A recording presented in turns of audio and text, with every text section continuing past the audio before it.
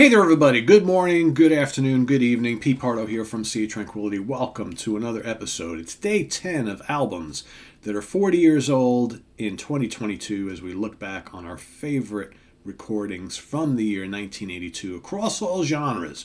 28 days of February, 28 favorites from the month for both myself and all of you because we are here all the damn time together, right? So we take part in these things together.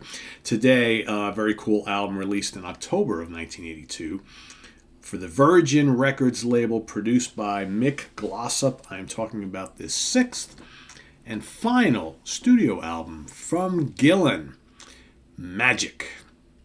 All right, this of course is the, take this out of the slipcase, right? That is the actual album cover. All right. Like I said, this is the final album from the Gillan Band because, of course, afterwards, Ian would go and get some work done on his vocal cords, right? He was having all sorts of issues, right? Band is basically waiting for Ian to get better. And then after Ian gets better, what does he do? He goes up and joins Black Sabbath for the Born Again album and tour. And then after that, he goes and joins the reformed Deep Purple, Mark II for Perfect Strangers, and the guys in the Gillan Band are kind of left sitting around like, hey, what happened to us? Because the band never officially, like Ian never officially broke up the band. So they had to kind of hear about all of this stuff in the news, which, didn't sit too well with a few of them. So anyway, the album includes, in its lineup, Ian on vocals, obviously. Yannick Gers, that's correct. That Yannick Gers, long third guitar player in Iron Maiden, played on two albums for the Gillan Band. He was on this album and Double Trouble, the one that came before it. Colin Towns on keyboards, also co-writer of most of the songs alongside Ian. John McCoy on bass guitar, and Mick Underwood on drums. So you've got some pretty, if you've never listened to Ian's solo band, Gillan, this is pretty heavy stuff. It's basically like Mark II era Deep Purple, but more bruising, less subtlety. Just kind of, a blue-collar version Deep Purple, I guess you can call it. It's very of the time. It's very heavy. It's kind of, the attitude of the Gillan Band is very new wave of British heavy metal-ish.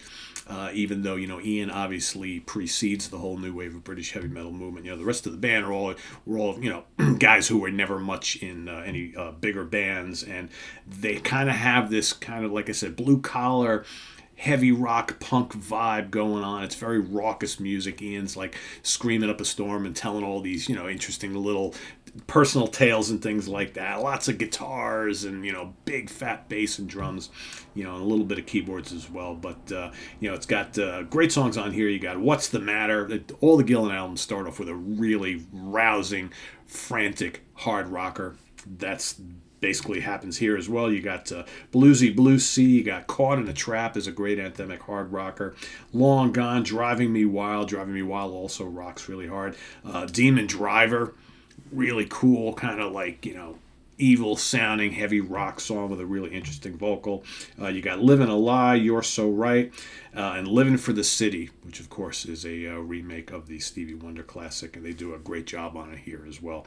And it's good. And interestingly enough, on all the reissues, you usually get a bonus track, lots of bonus tracks of things that were recorded during the sessions and singles and stuff like that. So there are other things that were recorded during these particular sessions that are on the on here on the reissue. Want to make sure I'm not missing anything on here. Yeah, like Breaking the Chains, Purple Sky, Fiji, Helter Skelter, Smokestack Lightning, South Africa is pretty cool, and John as well. So yeah, it's the reissues of these, which all came out on Edsel recordings, are definitely worth having, and they all have the kind of spine. If you put them all together, it's a picture of Ian, right? And, which is pretty interesting. But yeah, Magic, really good album. As far as when you're looking at the Gillan catalog, how it stacks up. I mean, obviously for me, the cream of the crop is Mr. Universe and Glory Road, which are just absolutely incredible. But, Future Shock is really strong. Double Trouble is killer as well.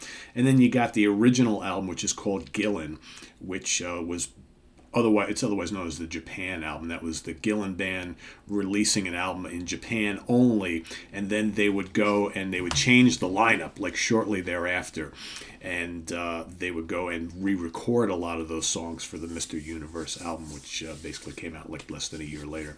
So, but Magic is very strong. I mean, all the Gillan albums are really strong, in my opinion. There's only, there's 5 of them if you don't count the first album, the Japan album, 6 of them if you count that one. All of them are mandatory listening. If you only know Ian Gillan from Deep Purple and maybe the Black Sabbath album and you never bother to listen to any of these albums, they're really good. You've got the Gillan band, which is the heavy rock band, and then you got the Ian Gillan band that released 3 studio albums. That's more of kind of like light, jazzy, funky, jazz fusion funk type stuff, which, it's not terrible, but it doesn't hold a candle to this. This is great stuff. So yeah, Magic is my pick for today, day 10. Please let us know what you think about Magic in the comments below. If you've never heard it, go out and listen to it. Let us know what you think when you come back.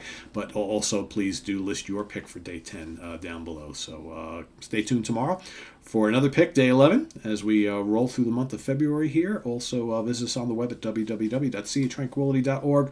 We're on Facebook, we're on Twitter, of course, we're here on YouTube all the damn time. Stay tuned. More stuff coming up on here on the channel. So please subscribe if you haven't already and click on that notification bell. We have all sorts of things happening. Martin Popoff at the Friday at the Funhouse. We got the Monsters Den. We've got Saturday afternoon with Stephen Reed and Simon Bray, the UK Connection. We've got album homework assignment on Sunday. Of course, Hudson Valley Squares Monday. In the Prague Seat on Tuesday. New album review days on Wednesday. I mean, that's kind of how we roll here, right? Album rankings here and there. So lots going on here on the Sea of Tranquility. So we'll see you back here real soon with more stuff. I am Pete Pardo. Thanks for watching. Take care. Bye-bye.